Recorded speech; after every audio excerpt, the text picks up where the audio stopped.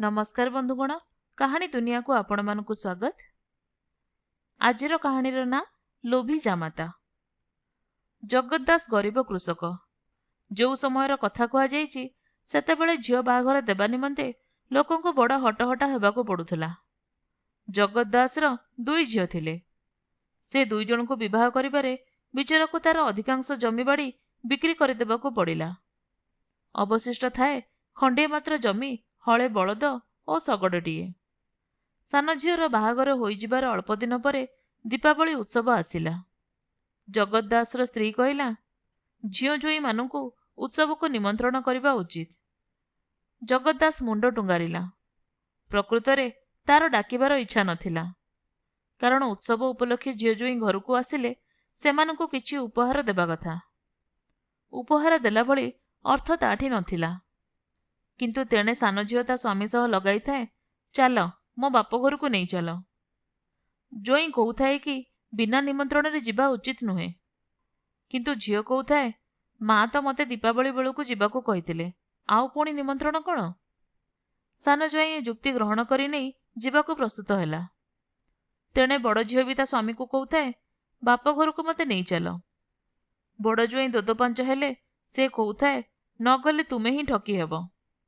सान जोई उपहार नहीं जिबे, तुमको किछि मिलिबो नाही।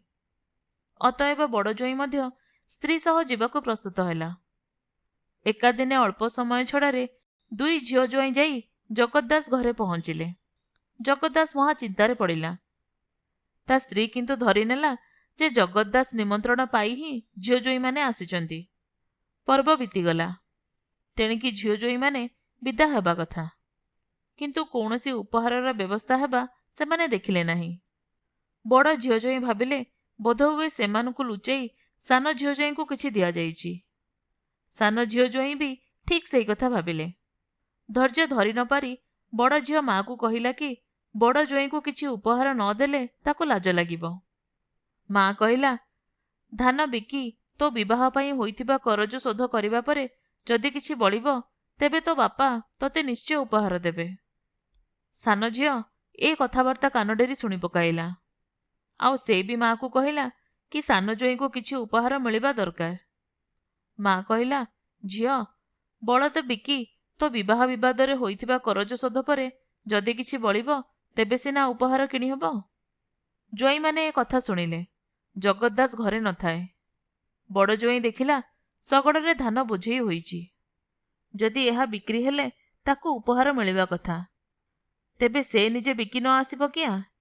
एहा भाबी से शगड़ चढ़ी बसिला। सान जोई कुआडे छपी रहिथिला, से भी आसी डेई पड़ी भितरे बसिगला। बड़ जोई शगड़ चलाई जाई हाटरे पहुंचिला, आउ धान तक बिकिबाकू चाहिला। बेपारी माने आसी ताकू दाम पचरिला बेलकू से थतमत हेला, कारण दरदाम विषय तार कौनसी धारणा नथिला। एणे सान जोई बलद दुईटा खोली नहीं बिकिबाकू बसिबार देखि लोकंको आश्चर्य लागिला। जो बलद बिक्री हेब ताकू शगड़रे जोची केही आणे। बलद बिक्री हेबा परे शगड़ फेरिबो केमिति।